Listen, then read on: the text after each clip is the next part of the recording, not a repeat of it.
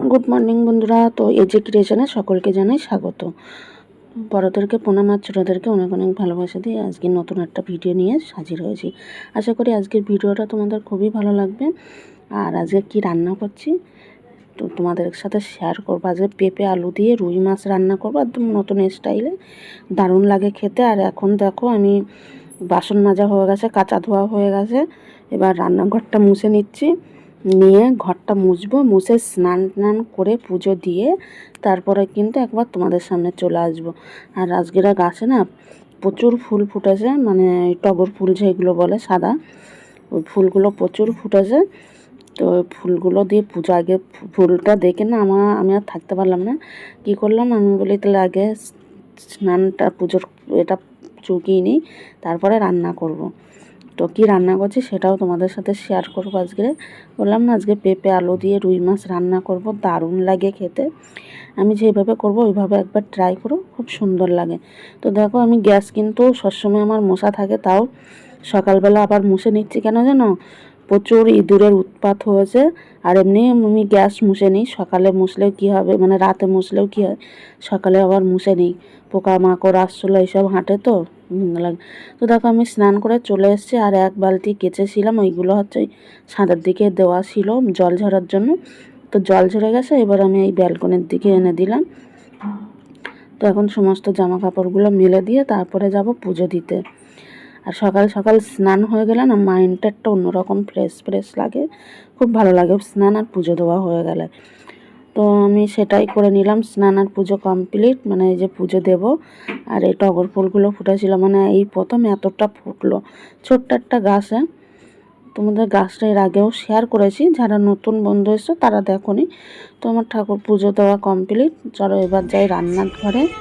তো আজকে করব পাট শাক দিয়ে মুসুরির ডাল করব, আর পেঁপে আলু দিয়ে মাছ করব, আর আলু ভাজবো গোল গোল করে। তো পাট শাকগুলো আমি ভালো করে কালকে আনার পরে বৃষ্টি মাথায় আমার বর বাড়ি এসেছিলো, যেন তো পুরো ভিজে ভিজে কাক স্নান, জামা কাপড় পুরো ভিজা ছিল, সব বাইরে রাখা ছিল, ওই কারণে আরও বিশেষ করে সকাল সকাল কেচে নিয়েছি, কেচে স্নান করে নিয়েছি। তো পাট শাকগুলো আমি কালকেরেই বেছে রেখেছিলাম, আর সকালবেলা উঠে আবার ভালো করে ধুয়ে নিলাম, নিয়ে তারপরে জল ঝরাতে দিয়েছিলাম। জল না ঝরলে তো আবার কুচাতে পারবো না, এমনিতে পাট শাকটা একটু লোদ লোদ, তো যদি আমি জল না ঝরাতে দিই তো কুচানোর সময় না হেবি বিরক্তকর লাগবে। তো এবার আমি একদিকে ডাল সিদ্ধ বসিয়ে দিয়েছি, আর একদিকে চা বসিয়ে দিয়েছি। তো একদিকে ডাল মানে সিদ্ধ হবে পাট শাকের জন্য, আর চাটা করে তারপরে ভাত বসাবো। আর একদিকে ভাজাভুজি করব, মানে আলু ভাজা, মাছ ভাজা এইসব। আর তোমাদের আমার ভিডিওগুলো কেমন লাগে সেটা কমেন্টে কিন্তু জানিও বন্ধুরা, আশা করি ভালো লাগে। তো আমি অনেক দিন যাবত একদিন পর পর ভিডিও দিয়েছি, তো এবার কয়েকদিন ধরে আবার পর পর ভিডিও দিচ্ছি, মানে খুবই ব্যস্ত ছিলাম। আর এদিকে দেখো সব কেটে কুটে রেডি করে নিয়েছি, দেখতেই পাচ্ছ। এদিকে মুসুরির ডাল, এইদিকে হচ্ছে ভাজাভুজি করবো বলে কড়াই বসানো, আর এদিকে পাট শাক তো কুচিয়ে নিয়েছি আমি, দেখলেই ভালো করে। আর এদিকে চালটাও কিন্তু আমি ভিজিয়ে রেখে দিয়েছি, আর ফুলে দেখো চাল কতটা হয়ে গেছে। গ্যাস বসাচ্ছি, গ্যাস, বুঝছো। তো এখন আমি কি করবো বলো তো, ডালে একটু নুন হলুদ দিয়ে দিলাম, আর এদিকে কড়াই বসানো, কড়াইতে আলু ভাজা হচ্ছে, আর ওইদিকে ডালটা হোক, আলু ভাজাটা করে তারপরে ডালটা সঙ্গে দিয়ে দেবো। আর এই পাট শাকের রেসিপিও তোমাদের সাথে শেয়ার করব, ওটা দেরি হবে, তো শেয়ার করব পাট শাকের রেসিপি ডাল দিয়ে। আর নতুন বন্ধুরা, তোমরা যদি আমার ভিডিওটা ভালো লেগে থাকে তো চ্যানেলটাকে সাবস্ক্রাইব করে পাশে থাকা বেলটা বাজিয়ে দিও, তাহলে ভিডিও ছাড়ার সাথে সাথে তোমাদের কাছে না নোটিফিকেশান পৌঁছে যাবে। তো এবার আলু ভাজাগুলো তুলে নেব, নিয়ে তারপরে ডালটা সম্বরা দেব। তো একটু তোমাদের সাথে একটু নকশা করছিলাম জানো তো। আর আজকে অনেকটাই দেরি করে উঠেছিলাম ঘুম দিয়ে, একদম দেরিও না, 5:30টার সময় উঠেছি, মানে আমার কাছে দেরি হয়ে গেছে। আর একটু তাড়াতাড়ি উঠলে আর একটু ভালো হতো। তো ডালটা কিন্তু আমার কমপ্লিট হয়ে গেছে। ডালটা সম্বরা দিয়ে আমি সামান্য একটু চিনি দিয়ে নামিয়ে নিলাম। এবার আমি মাছ ভাজা বসাবো। কড়াইটা ভালো করে ধুয়ে নেবো, নিয়ে মাছ ভাজা বসাবো। আর মাছ ভাজার আগে আর একটা মশলা করে নেব, জিরে ভেজে নেব। জিরেটা না তেল দিয়ে একটু তেলে ভেজে তুলে নেব। এটা শুকনো কড়াইতে কিন্তু ভাজবো না। এটা যদি তেল দিয়ে একটু ভেজে তুলে রাখা হয়, তারপরে ওই মশলাটা বেটে, এবার তোমরা শুকনোও বাটতে পারো, জল দিয়েও বাটতে পারো। তো আমি জল দিয়েই বেটেছিলাম। কেন জানো, শিলনোড়াটা তো আমার ধুতেই হবে। শিলনোড়া না ধুয়ে তো ব্যবহার করা যাবে না। যতই শিলনোড়া পরিষ্কার থাকুক, কিন্তু ওই শুকনো অবস্থায় শিলনোড়া মুছে আমার খুবই ঘৃণা লাগে। ওর জন্য শিলনোড়াটা ভালো করে ধুয়ে নিতে হয়েছে বলে জল মশলা করে নেব, সেটাও তোমাদের সাথে দেখাবো। তো জিরেগুলো ভেজে আমি তুলে নিই। তারপরে এই কড়াইতে গ্যাসটা কিন্তু বন্ধ করে দিয়েছি, নাইলে কী হবে বলো তো, পোড়া লেগে যাবে। তো এবার তারপরে গ্যাসটা ধরে এই কড়াইতে আবার তেল দিয়ে, অল্প একটু তেল দিয়ে মাছ ভাজাগুলো বসাবো। তার আগে আমি চালটা দিয়ে নিচ্ছি ভাতে, মানে জল গরম বসানো ছিল। তো ভাতটা এবার চালটা দিয়ে দিচ্ছি। আর বেশি সময় কিন্তু লাগবেও না। আমি প্রায় 1-1.5 ঘন্টা চালটা ভিজিয়ে রেখে দিয়েছিলাম। তো ভাত হতে কিন্তু বেশি সময় লাগবে না। আবার গ্যাসটা ধরে দিলাম, জিরে গুঁড়ো এই যে তুলে নিলাম, আর তেলও দিয়ে দিয়েছি একটু। এবার মাছগুলো ভেজে নেবো। তো চলো একবার রান্নার শেষে তারপরে মানে যখন রান্না বসাবো তখন আসছে। তো দেখো এবার আমি মশলাটা করে নেবো। আর এই যে শিলনোড়া ভালো করে ধুয়ে একদম শিলনোড়াতে দিয়ে দিয়েছি। এবারে একটু জল দিয়ে তারপর বেটে নেবো। তারপর এটা বাটার পরে আদাটা বাটবো।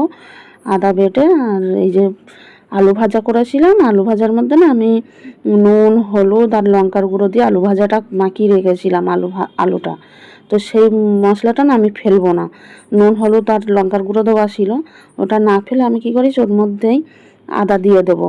দিয়ে ওর মধ্যে একটু সামান্য ধনের গুঁড়ো দেবো, দিয়ে ভিজিয়ে রেখে দেবো মশলাটা। আর এদিকে তো ডাল কমপ্লিট, এদিকে আলু ভাজাও কমপ্লিট। আর এবারে আমি মাছ ভাজা হয়ে গেছে, এবার আমি তরকারিটা বসাচ্ছি। তরকারিতে আমি কি দিয়েছি বলো তো, জিরে ফোড়ন দিয়েছি। দেওয়ার পরে এবার নুন হলুদ মাখানো ছিল যে আলুগুলো কিন্তু আলাদা করে ভাজিনি। জিরে ফোড়ন দেওয়ার পরে আলুগুলো দিয়ে দিয়েছি। আলুগুলো একটু ভাজা ভাজা হবে, ওর মধ্যে আমি কাঁচা লঙ্কাগুলোও দিয়ে দেবো। আর এদিকে ভাতও বসানো প্রায়।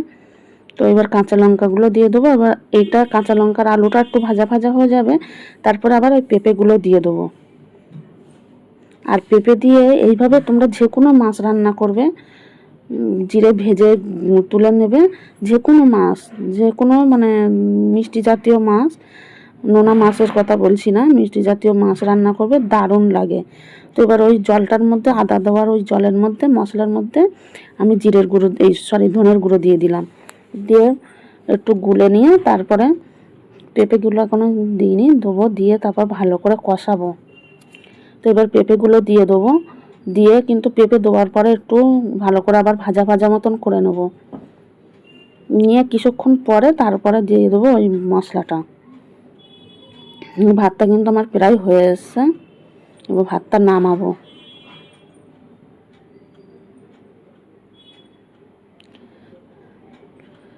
তারপরে দেখো ভাতটা নামিয়ে দিয়ে আবারও এটা ভাজা ভাজা হয়ে গেছে প্রায়, তোমাদেরকে দেখাচ্ছি ব্যাক ক্যামেরায় পরে।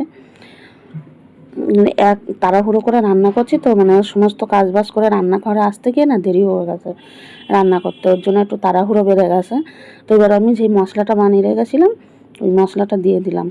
আর সামান্য একটু এর মধ্যে ওই আলুর সাথে নুন হলুদ দেওয়া ছিল, ওর জন্য সেই বুঝে কিন্তু আমি এখানে লবণটা আর হলুদটা ব্যবহার করব। অল্প হলুদ দেবো আর অল্প লবণ দেবো। দিয়ে ভালো করে আমি আলু আর পেঁপেটাকে ভালো করে কিন্তু কষাবো। যত সময় না তেল ছেড়ে দেবে তত সময় কিন্তু কষাতে থাকবো। তো এদিকে দেখো কষাচ্ছি, দেখতেই পাচ্ছ কালারটা দারুণ লাগছে। আর আমি কিন্তু এর মধ্যে আর এক্সট্রাভাবে শুকনো লঙ্কা দিইনি, কাঁচা লঙ্কা দিয়েই তরকারিটা করছি। আর যে আলুর ভাজা আলুর মধ্যে যে লঙ্কার গুঁড়ো একটু সামান্য দিয়েছিলাম সেই আরই জল। আর এদিকে গরম জল দিয়ে দিলাম, মানে আমার কষানো হয়ে গেছে, গরম জল দিয়ে দিলাম। দিয়ে এবারে আমি গ্যাসটা কমিয়ে ঢাকা দিয়ে দেবো, দিয়ে ফুটতে থাকবে, মানে আলু আর পেঁপেটা সিদ্ধ হবা নিয়ে কথা এবার। তো দেখো আমি ঢাকা খুলে তারপরে আমার কিন্তু এদিকে প্রায় আলুটা গলে গেছে, পেঁপেটা একটু হতে বাকি।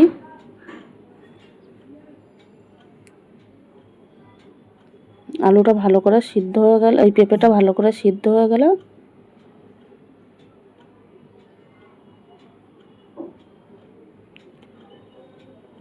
এই দেখো দেখতে পাচ্ছ আমার কিন্তু ভালো করে সিদ্ধ হয়ে গেছে পেঁপে।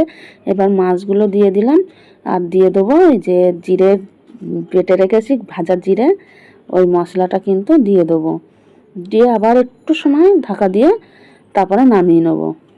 একটু ফুটে উঠলেই তারপরে নামিয়ে নেবো। আর তোমরা যে যেরকম ঝোল রাখবে সেরকম কিন্তু রাখতে পারো, দারুণ লাগে। এইভাবে যে কোনো এই মিষ্টি জাতীয় মাছ রান্না করবে বন্ধুরা, অসাধারণ লাগে খেতে। তো বাড়িতে একবার ট্রাই করো, ভালো লাগলে লাইক কমেন্ট শেয়ার করে দিও। আর আমার রেসিপিগুলো তোমাদের কেমন লাগে সেটাও কমেন্টে জানাতে ভুলো না। আর এইভাবে গরমের সময় না সত্যি অসাধারণ লাগে। গরমে এরকম যদি রেসিপি থাকে তাহলে কিন্তু গরম গরম ভাতের সাথে আর কিচ্ছু লাগবে না, এই দিয়েই ভাত খাওয়া হয়ে যাবে। তো কেমন লাগছে পেঁপে আলু রুই মাছের ঝোল কমেন্টে জানিও। এবারে দেখো আমার সব কাজ কমপ্লিট। এবারে শুধু আমি গ্যাসটা আবার মুছে নেবো, মুছে রেখে দেবো। তো আমি এই লিকুইড ভিম বার দিয়েই গ্যাসটা মুছে দেয়াল ফিয়াল পুরো সব মুছে নেবো। নিয়ে আমার কাজ আজকের মতো কমপ্লিট। শুধু কয়েকটা বাসন থালা থাকবে, রান্নার বাসন থালা, সেগুলো এখন আর মাজবো না, দুপুরবেলা খাওয়া দাওয়ার পরে একেবারে মেজে নেব। তো চলো বন্ধুরা আজকের মতন ভিডিওটা কিন্তু এখানেই শেষ করছি। আর আমার ভিডিওটা ভালো লাগলে লাইক কমেন্ট শেয়ার করে দিও। দেখা হচ্ছে তোমাদের সাথে নেক্সট ভিডিওতে কিংবা রেসিপির সাথে। ততক্ষণে ভালো থাকো, সুস্থ থাকো। আজকের মতন টাটা।